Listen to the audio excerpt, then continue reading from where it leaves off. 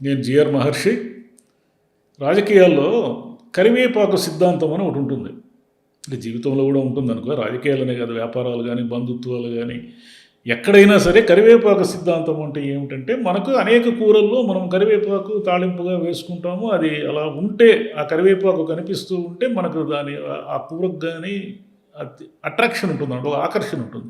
కానీ యాక్చువల్గా కరివేపాకును మనం ఏం చేస్తాము, కరివేపాకును మనం ఏం తినము. చాలామంది, అంటే కొంతమంది తింటారు కానీ చాలామంది తినరు.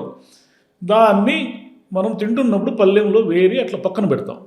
దాన్ని మనం కొనుక్కుంటాము, దాని నూనెలో తాలింపు వేస్తాము, అన్నీ వేస్తాం, కానీ దాన్ని ముట్టుకోకుండా మనం పక్కన పెడతాం. అంటే కరివేపాకు సిద్ధాంతం అంటే ఏంటంటే వాడుకొని వదిలేయడం. రాజకీయాల్లో ఇది చాలా ఫేమస్గా ఉంది. ఇప్పుడు పిఠాపురంలో జరుగుతూ ఉండేది కూడా అదే. పిఠాపురంలో ఏం జరుగుతూ ఉంది అంటే, అసలు యాక్చువల్గా అది తెలుగుదేశం అక్కడ గట్టి నాయకుడు వర్మగారే అనే విషయం తెలుసు. ప్రజల్లో అన్ని నియోజకవర్గంలోని అన్ని గ్రామాల్లోనూ అన్ని చోట్ల ఆయనకు సంబంధాలు ఉన్నాయి. పార్టీలతో సంబంధం లేకుండా ఇండిపెండెంట్గా గెలవగలిగిన సత్తా ఉన్న నాయకుడు, అది ప్రూవ్ అయింది కూడా. వర్మగారికి ఏం జరిగింది పోయినసారి, ఈ కరివేపాకు సిద్ధాంతం ఇప్పుడు ఆయన మీద వర్కౌట్ చేస్తున్నారు. కరివేపాకు సిద్ధాంతం ఎలా అంటే, వర్మగారిని పవన్ కళ్యాణ్ పిఠాపురంలో పోటీ చేయించడం కోసము వర్మగారిని పక్కన పెట్టాల్సి వచ్చింది. సరే, పవన్ కళ్యాణ్ జనసేన నాయకుడు, పొత్తుల్లో ఉన్నాడు, ఒక పెద్ద సినిమా నటుడు. సరే, ఆయనకు ఒక సేఫ్ నియోజకవర్గం కావాలి కాబట్టి పిఠాపురం ఆయన ఎంచుకున్నాడు. ఇక్కడి వరకు ఓకే. మరి వర్మగారికి పక్కన ఏదైనా నియోజకవర్గం ఏదైనా కేటాయించడము, ఇంకొక చోట టికెట్ ఇవ్వడము అలాంటిది ఏమీ చేయలేదు. ఆయన ఏం చెప్పారంటే, అయ్యా మీరు పవన్ కళ్యాణ్ గారి విజయం కోసం పోరాడండి.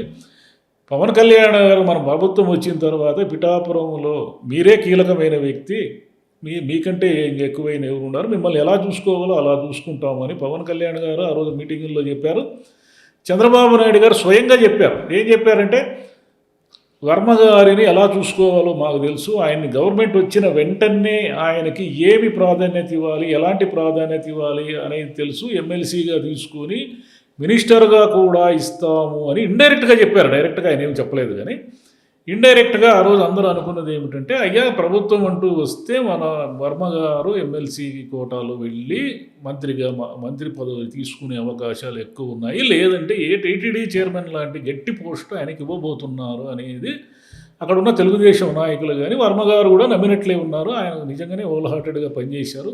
సరే, వైసీపీ వ్యతిరేకత అయితేనేమి, పవన్ కళ్యాణ్ అనుకూలత అయితేనేమి, పవన్ కళ్యాణ్ గారు మంచి మెజారిటీతో గెలిచారు. దాంట్లో వర్మగారికి ఏమీ వాటా లేదా అనే దాన్ని మనం విస్మరించలేము. ఎందుకంటే ఆయన హోల్ హార్టెడ్గా అక్కడ పనిచేసే నాయకుడు. సరే, ఇదంతా అయిపోయింది. ప్రభుత్వం వచ్చి 9-10 నెలలు అయిపోయింది. ఈ 9-10 నెలల్లో ఇప్పుడు ఏం జరుగుతూ ఉందంటే, హఠాత్తుగా పవన్ కళ్యాణ్ గారు తన నియోజకవర్గాన్ని సేఫ్ చేసుకోవడం, ఇంకెప్పటికీ పర్మనెంట్గా ఆయనే పిఠాపురంలో ఉండే విధంగా ప్లాన్ చేసుకుంటూ తన అన్నగారిని తెచ్చి ఎమ్మెల్సీగా చేశారు. ఆయన జనసేన ఆవిర్భావ సభలో సింపుల్గా ఏం తేల్చేశారంటే, అయ్యా ఇదంతా జనసేన బలము, ఎవరైనా సరే మా వల్ల ఇదేదో గెలిచాడు పవన్ కళ్యాణ్ అనుకుంటే అదంతా వాళ్ళ కర్మ అనే పదాన్ని వర్మగా మనం చూసుకోవాలి. ఇలా వాళ్ళని, తెలుగుదేశం వాళ్ళని లేదా వర్మగారిని ఇలా ఇండైరెక్ట్గా గిల్లాడు. ఆయన గిల్లిన తర్వాత అక్కడితో ఊరుకుండకుండా ఆయన ఎమ్మెల్సీ కూడా అయిపోయాడు. ఎమ్మెల్సీ అయిన తర్వాత పిఠాపురంలో వరుసగా పర్యటనలు చేస్తున్నాడు. పర్యటనలో భాగంగా ఏమిటి అంటే, ఇది మా నియోజకవర్గము, ఇది జనసేన నియోజకవర్గము, టీడీపీ లేదు, ఏమీ లేదు అనేసి ఆయన ఏదో తన కార్యక్రమాలు ఆయన చేస్తున్నాడు. ఇంకా వర్మగారి అభిమానులు, తెలుగుదేశం అభిమానులు వీళ్ళంతా నిరసన చెప్తున్నారు, ఇదంతా చేస్తున్నారు.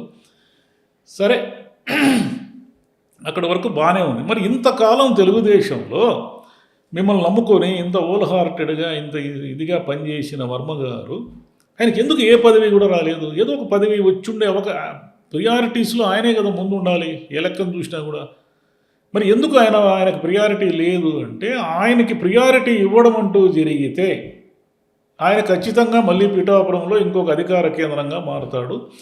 అధికార కేంద్రంగా ఆయన మారితే పవన్ కళ్యాణ్కి కానీ జనసేనకు కానీ అక్కడ బలం తగ్గిపోతుంది. ఇదంతా లేని సమస్యని క్రియేట్ చేసినట్టు అవుతుంది అనేది పవన్ కళ్యాణ్ కానీ నాగబాబు గారు కానీ మనసులో అంతరంగం కావచ్చు. దాన్ని చంద్రబాబు గారు యాజిటీజ్గా ఫాలో అయినారు. చంద్రబాబు గారు ఆ రోజు మాట ఇచ్చారు కదా, మాట ఇచ్చిన తర్వాత ఆయన కనీసం ఏదో ఒక పదవి ఇచ్చి నిలబెట్టుకోవాలి కదా. సరే, టీడీపీ శాశ్వతంగా ఇంకా పిఠాపురాన్ని వదులుకోవాల్సిందేనా అంటే, ఇప్పుడు చూస్తున్న పరిస్థితులు బట్టి శాశ్వతంగా వదులుకోవాల్సిందే. ఎందుకు వదులుకోవాలంటే, లేదు, మీకున్న గట్టి లీడర్ వర్మని మీరే పక్కన పెట్టేశారు. నాగబాబు గారు ఎమ్మెల్సీ హోదాలో ఆయన పర్యటనలన్నీ చేసేస్తున్నారు. ఇది మా నియోజకవర్గం, మా తమ్ముడి నియోజకవర్గం, ఇక్కడంతా మేమే చూసుకుంటాం, ఇంకేమి లేదు, ఎవరు లేదు, ఏం లేదు, వర్మ లేదు, కర్మ లేదు అనేసి క్లియర్గా ఆయన స్పష్టంగా తేల్చి చెప్తున్నారు. ఇప్పుడు అక్కడ గొడవలు, విభేదాలు, గోలలు, తెలుగుదేశం వాళ్ళేమో వాళ్ళకి మనసులో బాధ, ఎందుకంటే ఇది మా నియోజకవర్గము, గట్టి పట్టున్న అసలు రాష్ట్రంలోనే ఖచ్చితంగా 100% గెలిచే నియోజకవర్గం అది, జనసేనకి ఇవ్వకుండా ఉంటే మరి ఇప్పుడేమో మమ్మల్ని తీసుకెళ్ళి పక్కన పడేసి మాకేమి చేయకుండా ఇంతకాలం ఈయన వర్మ గారేమో ఆయన నియోజకవర్గ ప్రజలతో సత్సంబంధాలు ఉన్నారు, కరోనా కాలంలో ఆయన సేవ చేశారు. ఆ నియోజకవర్గంలో ఏ గ్రామంలోకి వెళ్ళినా కూడా ఆయన మనుషులతో విపరీతంగా సత్సంబంధాలు ఉన్న వ్యక్తి, ప్రజలతో విపరీతంగా సంబంధాలు ఉన్న వ్యక్తి. ఒక నాయకుడికి అంటే జనంతో ఇంత పార్టీకి కానీ జనానికి కానీ విధేయంగా ఉన్నటువంటి ఒక నాయకుడికి మీరు ఇచ్చే గౌరవం ఇదేనా, మీరు ఇచ్చే ట్రీట్మెంట్ ఇదేనా, ఇక్కడ పదవి ఉందా లేదా అనేది కాదు సమస్య. కానీ మీ ఇక్కడ ఎందుకు ఆయన్ని పక్కన పెట్టేసి ఎందుకు ఆయన కరివేపాకులాగా వాడుకొని, అంటే రేపు పొద్దున చంద్రబాబు నాయుడు గారి మాటలు, పవన్ కళ్యాణ్ గారి మాటలు నమ్మి ఏ నాయకుడైనా ముందుకు వచ్చి అంటే వైసీపీ అధికారంలో ఉన్నంతకాలం వీళ్ళు పోరాటం చేశారు కదా. తెలుగుదేశం వాళ్ళు ఎక్కడ 175 నియోజకవర్గాలు లెక్కలు తీసినా కూడా వైసీపీకి వ్యతిరేకంగా తెలుగుదేశం నాయకులు, తెలుగుదేశం వాళ్ళు గట్టిగా నిలబడి వాళ్ళు ప్రతిపక్షంగా పోరాడారు. కానీ జనసేన వాళ్ళు ఎంతమంది ఎక్కడ పోరాడారు అనే లెక్కలు తీస్తే మనకు చాలా తక్కువ కనిపిస్తారు. ఎందుకంటే వాళ్ళకి సంఖ్యాబలంగా కానీ, క్యాడర్ బలంగా కానీ, పునాదులు కానీ ఇవన్నీ లెక్క తెలుగుదేశంతో పోలిస్తే చాలా తక్కువ. మరి జనసేన వాళ్ళు వచ్చేసి ఈరోజు మమ్మల్ని అన్ని విషయాల్లో డామినేట్ చేయడమే కాకుండా మా నాయకుడిని కూడా పక్కన దూసేస్తున్నారు అనేది వాళ్ళ ఆవేదన. అంటే చాలా నియోజకవర్గాల్లో ఉంది ఈ సమస్య. పిఠాపురంలో మరీ స్పష్టంగా ఎందుకు కనిపిస్తూ ఉందంటే అది పవన్ కళ్యాణ్ గారి నియోజకవర్గం కావడం వల్ల మనకు కనిపిస్తూ ఉంది. మరి వీటన్నిటిని చంద్రబాబు గారు ఎలా షూట్అవుట్ చేస్తారు, ఏమిటి, ఆయన ముందు ఏమైనా వర్మ గారికి పదవి ఇచ్చి అంటే మీ శాశ్వతంగా పిఠాపురం మీరు వదులుకోవాల్సిందినయ్యా, లేదంటే మీరు ఎక్కడైనా పక్క నియోజకవర్గాలు ఏదైనా అకామిడేట్ చేసే అవకాశం ఉందేమో చూస్తామని చెప్తారా?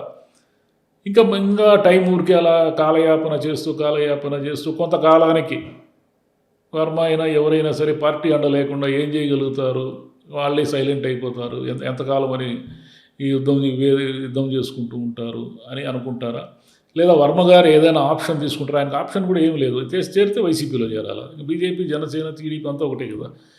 కాబట్టి అలాంటి ఆప్షన్లోకి ఏమైనా ఆయన వెళ్తారా అనేది కాలమే నిర్ణయిస్తుంది. మనం అందరూ వేచి చూడాల్సిందే. Thank you.